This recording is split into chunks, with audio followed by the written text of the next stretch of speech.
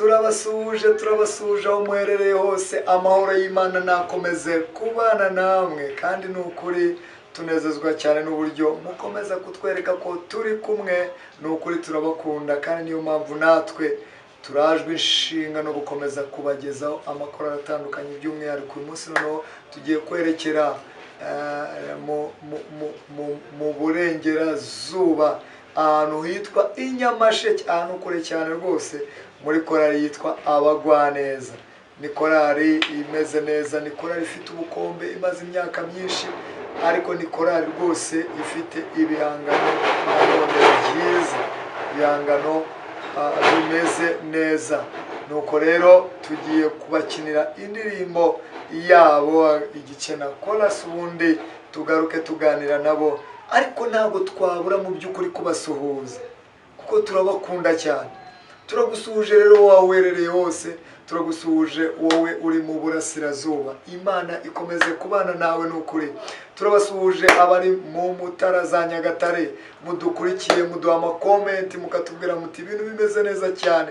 Turabasuhuje cyane mwebwe abari burengerazuba, bamwe bari i Rubavu muradusuhuza mukatubwira muti birakomeye bimeze neza. I Musanze ntago muhwema kutwandikira, mu mujyi wa Kigali ntago muhwema, iburasirazuba iburengerazuba mwese mubana natwe, ndetse amajyepfo n'amajyaruguru. Ni ukuri Imana ibaha umugisha cyane kuba mukomeje kubana natwe. Ngiye rero uganira namwe ni Didier Karasira aka DDK, muri cya kiganiro wowe ubibona utereka dukinira ako ka video, ubundi tugaruke tuganiza umutumirwa wacu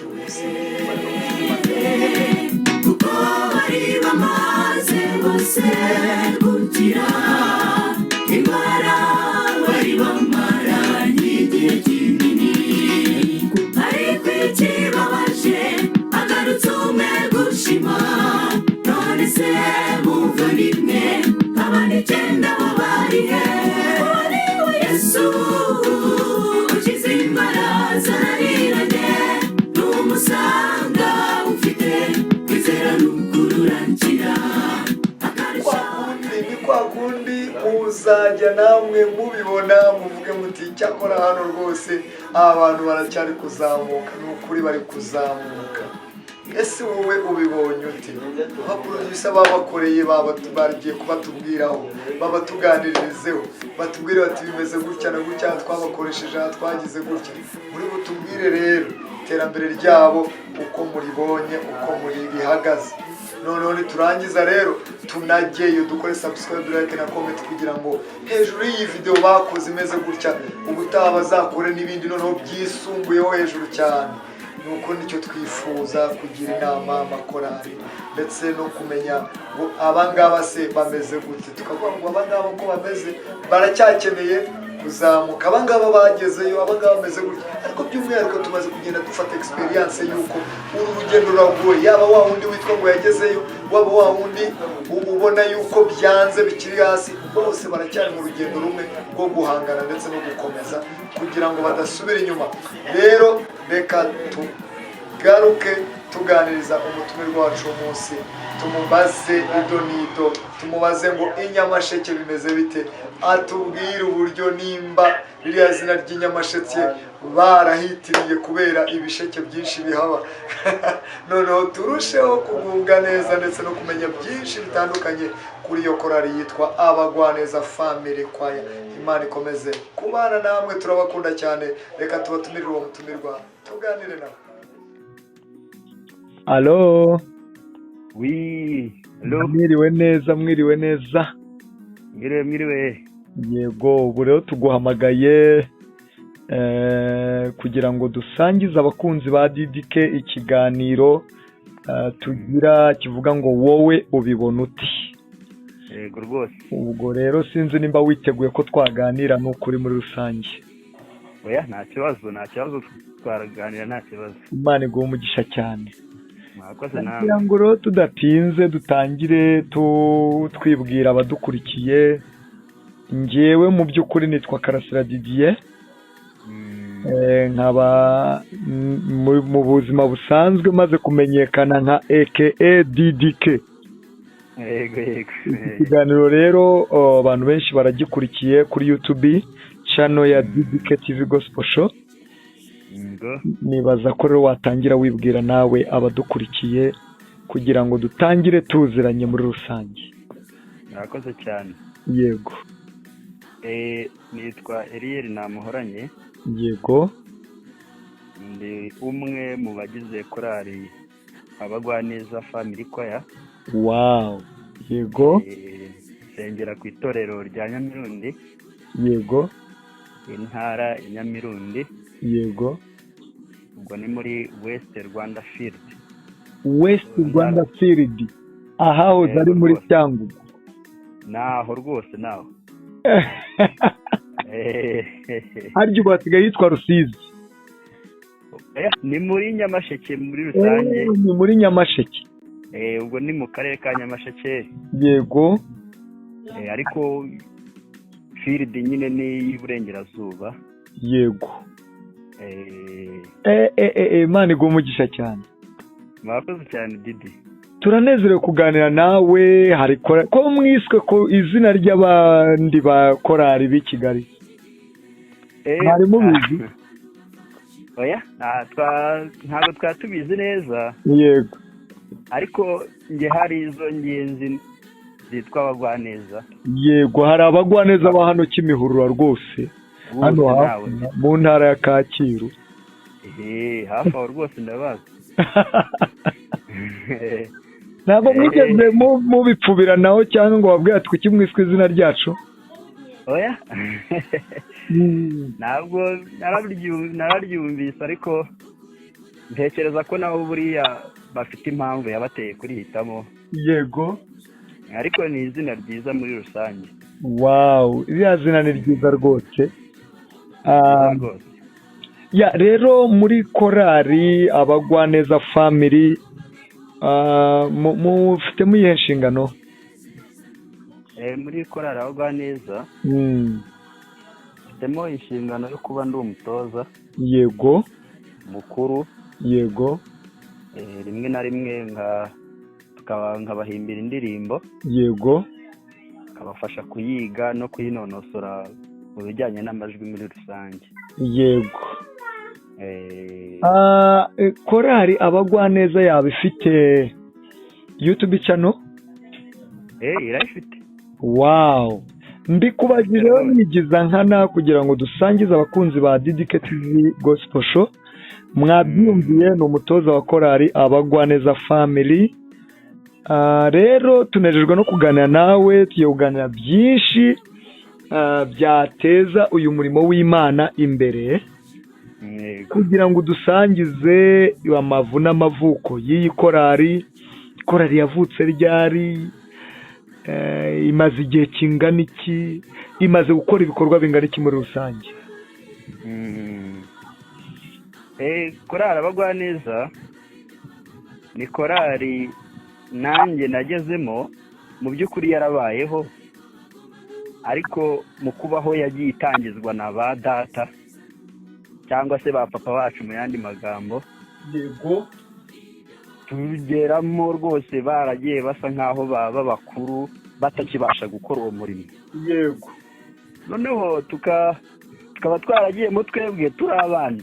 Yego. Ariko hashize nk'imyaka 5. Yego. Bavuga ko korali Abagwaneza imaze imyaka 47 ibayeho. Yesu. 47. Imyaka rwose 47. Ubwo yaba yaravutse nko muri za 86 gutyo. Rwose hafi aho pe. Hafi aho. Ni korali nyinshi, ntekereza ko ni Kigali zishobora kuba zihari, ariko zirutwa na korali Abagwaneza. Yego. Nibyo. Ariko yabayeho muri icyo gihe rwose. Ubwo ishaka kuba imaze nko kugera mu myaka 50 ibayeho. Wow. Nubwo tutari twagira igitekerezo cyo kuvuga ngo turebe uburyo natwe twakizihiza imyaka korali Abagwaneza ibayeho. Ariko muri rusange ni korali yabayeho muri icyo gihe, ariko ibaho iri aho nyine iririmba, kandi ariko korali izi kuririmba rwose pe. Wow. Ariko urumva muri icyo gihe cy'imyaka hafi 40 byarashobokaga ko ntaho babasha gukura ubushobozi bwo kugira ngo nibura babashe kubona icyabeshaho korali abagwaneza mu buryo bwo kugira ngo bagure uwo murimo wabo. Murumva namwe amateka abantu baba baranyuzemo mu buryo bw'ubushobozi. Yego. Biragoye cyane, byari bigoye cyane muri icyo gihe, ku buryo ntekereza ko ari na korali nkeya zo mu ntara y'Iburengerazuba zashoboraga kuba zifite ibihangano bikaba bizwi ku rwego rwo mu ntara nyinshi zigiye zitandukanye. Mu by'ukuri muri iyi minsi nibaza yuko nanjye ndi kwerekeza cyane mu karere k'Uburengerazuba, ndetse nkaba nifuza kujya nganira nabo cyane, kuko mbona uyu murimo bari kuwukora kandi ukabona bashyizemo imbaraga cyane. Korali yanyu rero ni korali utubwiye yuko iri mu karere ka Nyamasheke, nyamara ni ahantu abantu benshi basa koko nk'aho batajya berekeza ngo bamenye ibyaho.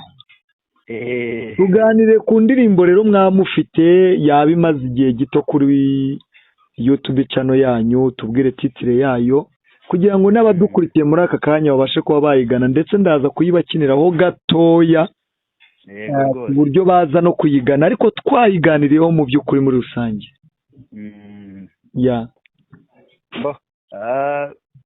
Kuri YouTube channel yacu nagira ngo mbanze mbarangire uko yitwa. Yego. Kugira ngo n'uwashobora kwerekerayo abashe kuba yayibona. Yego. Ndumva dufiteho indirimbo zigera muri 3. Yego. Za video. Yego. Harimo mu by'ukuri indirimbo yitwa Ezekiyeli. Ni indirimbo ifite ubutumwa rwose, ni ukuri ifite ubutumwa bwabasha gufasha abantu bose bakeneye rwose kumva ukuri kuri ayo magambo. Ezekiyeli. Yego. Ezekiyeli. Ntekereza ko rero ni indirimbo tumaze igihe kitari kirekire dushyizeho. Yego. Beruka kwishyiraho kugira ngo mu mezi hafi 6 ashize, ariko siba niyo gusa, hari n'izindi izo mbabwiye zagiye zishyirwaho mu bihe bishize, ariko hatarengejeho ukwezi rwose. Yego. Abantu banyarukiraho rwose bakayireba. Nk'imwe muri zo zitarengeje ukwezi ni nk'iyihe? Hari indirimbo duheruka gushyiraho mu byumweru 2 bishize. Yego. Yitwa Amasengesho. Yabanjirijwe n'iyitwa Ababembe nayo ibanjirizwa n'iyitwa Ukuri. Yego. Izo ni indirimbo rwose. Wow. Izo ndirimbo zose ni amashusho? Ni amashusho. Wow. Izo ndirimbo rero turagira ngo twumve ku Babembe. Kubera iki indirimbo mwayise Ababembe? Impamvu twayise Ababembe. Yego. Mu by'ukuri ni igitekerezo cyaje mu mwana turirimbana witwa Lewis. Yego. Yadukoreye indirimbo rwose, natwe twibaza impamvu yabitekerejeho. Yego. Ariko atubwira ko mu by'ukuri nyine byari bitangaje kubona abantu babasha kubaho mu buzima butandukanye. Yego. Bafite ingorane zitandukanye. Yego. Ariko hakaba hari bamwe nyine batabasha kwisobanukirwa bo ubwabo ngo bamenye uburyo bakwiye kubaho mu buzima busanzwe. Yego. Wow. Ubwo rero muba muyise Ibibembe. Rwose Ababembe. Mwaba mwaracingiye ku gitekerezo cya Bibiliya cy'Ababembe bo mu gihe cya Yesu? 100%. wawu ni ukuri nabyiyumviye. Korali Abagwaneza ifiteho indirimbo nyinshi zitandukanye, ariko iyo ndirimbo yitwa Ababembe. Utubwiye ko indi yitwa ngo iki yayikurikiye yitwa Ukuri. Ukuri rero indirimbo twakoze dushingiye muri iki gihe uburyo abantu basigaye bavuga ubutumwa, abantu batabatumye. Yego, abantu batabatumye rwose bakavuga ko Imana yabatumye kandi itabatumye mu by'ukuri. urabivugaho iki Eliel?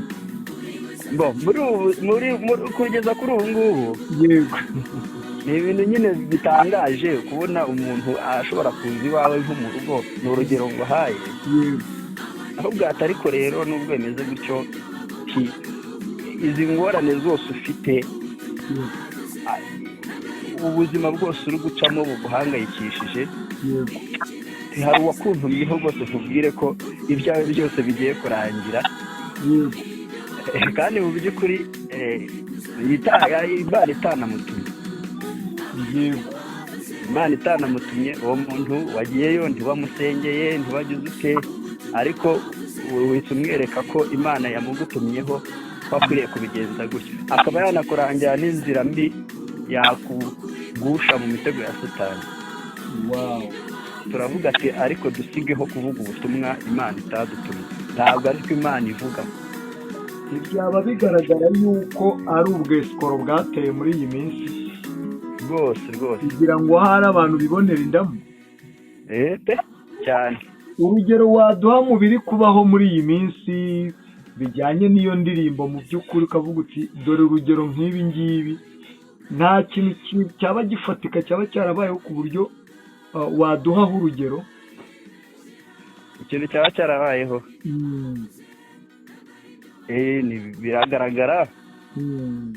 biragaragara. Hari ubwo ubona kuri ubu, urabizi ko leta irimo irakurikirana abantu baba barakoze imbuga nkoranyambaga,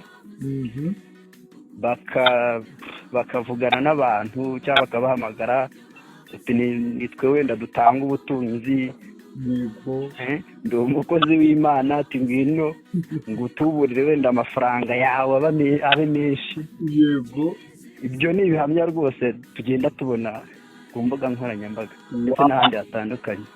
biragaragara kandi birasobanutse. Uburyo usubije ni uburyo bwiza, kandi koko nibyo, ibyo ngibyo ni ibintu byateye, akaba ari cyo gihamya gituma mwaranditse iyo ndirimbo rwose. Imana ibaha umugisha cyane. Iyi ndirimbo yanditswe nande mu by'ukuri Eliel? Indirimbo yanditswe n'uwitwa Amoni. Yego, yanditswe n'uwitwa Amoni, ariko ubu tutakiri kumwe. Yego, ku bwa buzima busanzwe nyine abantu bakaba batari kumwe, ariko wenda umuntu adahari ku bw'impamvu runaka. ku bw'impamvu nziza cyangwa mbi? oya, nziza rwose nta kibazo.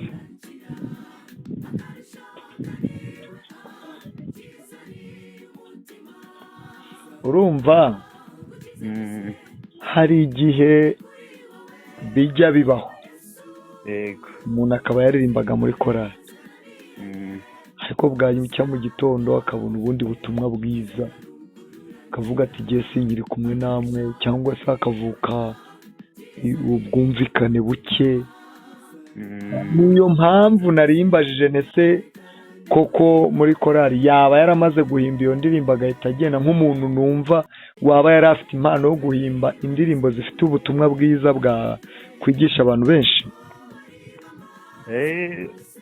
oya, yarayihimbye yakomeza kubamo. Yego, ariko igihe nyine kiza kugera aragenda, twaba tuba turi kumwe. Yego, kuko yari umunyeshuri bisanzwe. Yego, aza kugira andi mahirwe ajya kwiga muri kaminuza. Yego, kugeza kuri ubu rero niyo mpamvu yatumye aba atahari. Yego rwose. Wow, Imana ishimwe cyane. Rero korali Abagwaneza ni korari indirimbo bafite ubu ngubu wavuga iri gutrendinga cyangwa se muri iyi minsi iriho kuri YouTube channel imaze igihe gitoya yitwa ngo iki? Iyo ndirimbo imaze iminsi iri kubikora rwose. Mvuge wa mugani nk'ab'ikigenge iri kubikora. Yego. Indirimbo rwose yakoze ku mitima y'abantu pe. Yatumye abantu batumenya. Bari aho i Kigali baratumenya, bari ahitwa za Bugarama, Kamembe, yego, za Kirambo, Nyamasheke, yego, ahitwa za Rubengera, yego, mbese muri field y'Uburengerazuba muri rusange. Yego. Indirimbo rwose Ezekiel yabakoze ku mutima ku buryo bagiye baduhamagara ahantu hatandukanye tujye kubataramira, ariko turirimba, ariko tuhave turirimbye indirimbo yitwa Ezekiel. Yego rwose. Ya Imana ibaho umugisha cyane. Ezekiel ni indirimbo iri ku yakunzwe. Iyo ndirimbo yabarakozwe na bande muri studio y'amajwi? Nitwe amajwi yakorara Abagwaneza. Ndavuga muri studio ya audio. Niwe mu producer waba warabakoreye iyo ndirimbo? Producer ni Ami Pro cyangwa se Amiel Sengimana. Amiel Pro. Yego rwose. Niwe wabakoreye iyo ndirimbo? Niwe wadukoreye. Bakunzi rero b'ikiganiro cyacu wowe ubibona ute?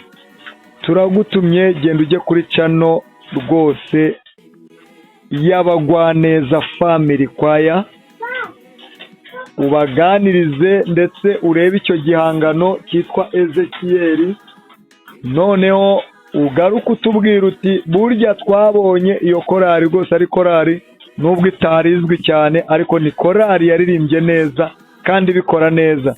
Eliel rero twishimiye umunsi kuganira nawe. Nuko nanjye nabishimiye cyane. Niyo mpamvu twifuza ngo tugezeho ibikorwa korari yabiriho n'urugendo rwayo mu by'ukuri muri rusange.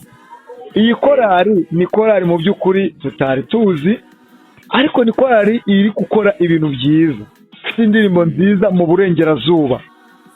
Iyi korari yaba yarahuye n'izihe mbogamizi? Urugendo rwabo n'ibiki byabagoye kugira ngo uyu munsi mube noneho mugeze ku rwego muri gukora neza gutyo? Muri rusange twagiye duhura n'imbogamizi nyinshi zitandukanye, harimo kugenda tubura abakorari. Rimwe twasa nk'aho tubaye 30. Yego. Nyuma y'umwaka umwe tugasigara tubaye ba 17. Yego. Gutyo kurinda aho twageze rwose, ku buryo turavuga tuti ese ko tubona abantu bagiye batandukanye, amakorari atandukanye ari kujya akora ibintu byiza. Yego. Kandi ntekereza ko gukora ibintu byiza habaho ukwigomwa. Yego. Uburyo bw'ubushobozi n'uburyo bw'igihe. Yego. Ibyo byose twabirebyeho, kandi ibyo byari ikintu cyari cyiza. Allo? N'uburyo bwo kwitanga mu kijyanye n'igihe. Yego. Nyuma rero tubitekerezaho tubona ko ari ngombwa. Yego. Tumaze kuba abantu nyine basa nk'aho bari kugenda basobanuka. Yego. Bavuga ati ni ngombwa ko dukorera Imana, reka natwe tubashe kujya kure. Mufata umwanzuro. Twe gukorera umurimo iwacu gusa, dufata umwanzuro natwe dukorere kure. Ni ukuri pe. Kandi urabona ko rwose intambwe ari nziza mu by'ukuri. Ni nziza rwose cyane. Iyo ndirimbo Ezekiel yaba yarafashwe n'andi amashusho? Na Amiel Pro n'ubundi niwe wabikoze.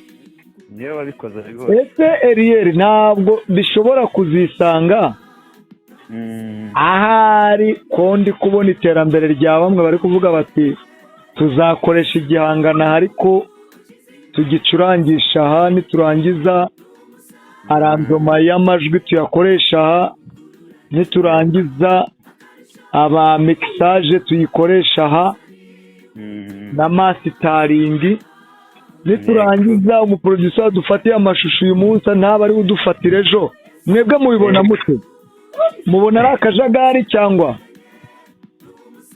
uko mbibona mbona ku bwanjye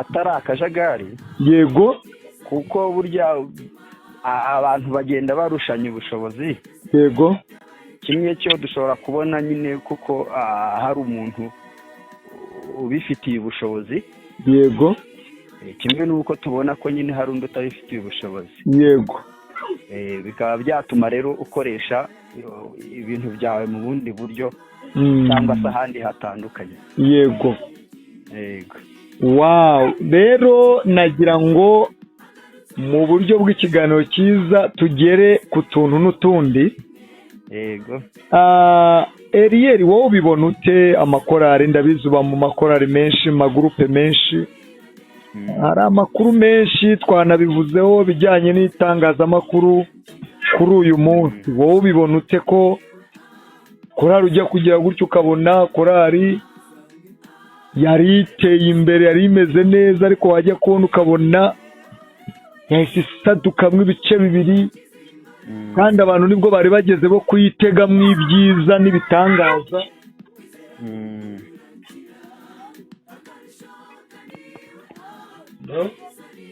ndabumva yego ukabona nicyo gihe cyari kigeze kugira ngo korari noneho igaragaze ubudasa bwayo ariko ukajya kubona ukabona nibwo itangiye guhungabana wewe wabivuga iki muri iyi minsi niyihe nama watanga inama natanga buriya uyu murimo dukora nubwo tuwukora ko ni umurimo ugoye yego umurimo ugoye kuko satani awushakisha uruhindu yego kuko uyu ni umurimo satani yakoraga mu ijuru turabizi yego rero mu kintu ahantu hambere satani yinjira ni mu baririmbyi rwose mu baririmbyi inama natanga rwose tureke kumva ko uyu murimo hari kamara uyu murimo nta kamara rwose kuwukora nyine ni ukuwukora uwukunze kandi hari amagambo nasomye ngo iyo muririmba burya yego umwuka wera muba muri kumwe yego ngo iyo kandi iyo muririmbye nabi cyangwa mufitemo umwiryane marayika arigendera bivuze ngo rero kubikora muri wowe wumva ko nta mwuka wera ufite ni ukunyagwa zigahera ndatanga inama rero ko abaririmbyi dukwiriye kuba abantu bashyikirana n'Imana cyane yego ni ukuri ituvuze nicyo kandi ni ingenzi rwose dukwiriye gukora uyu murimo w'Imana twuzuye umwuka n'imbaraga kandi twumva ko hariho kamara muri uyu murimo icyo rero nagusaba muri uyu mwanya nagira ngo udusangize usangize ibyifuzo ufite ku bakunzi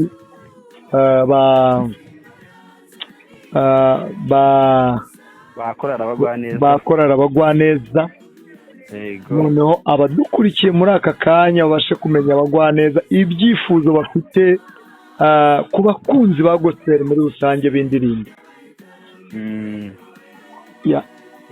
ibyifuzo mfitiye abantu bose badukurikiye muri uyu mwanya yego nabasaba ikintu cya mbere nabasaba inkunga y'amasengesho yego bakwiye kuyatura Uwiteka basabira korari abagwaneza ni ukuri kugira ngo ikomeze gushika mu murimo yego ariko kandi banyarukire kuri YouTube channel yacu kuko kubaho burya no mu buzima biba bikwiriye ko korari nayo ikwiriye kubaho mu buryo bw'ubuzima yego badukorere rwose subscribe like subscribe share na comment yego kugira ngo ibihangano byacu turajya dushyiraho bijye bibageraho ku gihe ni ukuri pe ya Imana iguha umugisha cyane. ni kuri murakoze cyane namwe biteka abahire. Yego Eliel, mugize neza mwadusangiza na nimero yanyu kugira ngo umukunzi waba adukurikiye ajye yumva cyangwa se abandikira mu gihe byabaye ngombwa avuga ati ndashaka kuba nabajoyininga nababamo se cyangwa nabo mu mambure wanyu. Ntabwo wasoza ubasangize nimero? Yego birakwiriye. Yego. Nimero yanjye ni 0783. Yego 0783. Yego 54 54 686. Iyo ni nimero ya Eliel, umuririmbyi akaba n'umutoza wa korali Abagwaneza Family Choir. Ni ukuri Imana iguha umugisha cyane. Murakoze cyane namwe Uwiteka abahire. Imana iguha umugisha kandi nizera yuko ikiganiro tugiranye benshi murabyumva, tuba turi kuri telefone. Ntabwo telefone iyo umuntu ayihamagaye ari ukuvuga ngo nta kindi kintu cyavugiramo, murabyiyumvira. Ariko mu by'ukuri icyo tuba twifuza ni ukugira ngo tubagezeho ibitekerezo bitandukanye hirya no hino mu mpande enye z'igihugu ndetse no hanze y'igihugu, aho tuzashobozwa kubagezaho amakuru yaho tuzajya tuyabagezaho. Uwiteka akomeze kubana namwe. Murakoze cyane. Murakoze.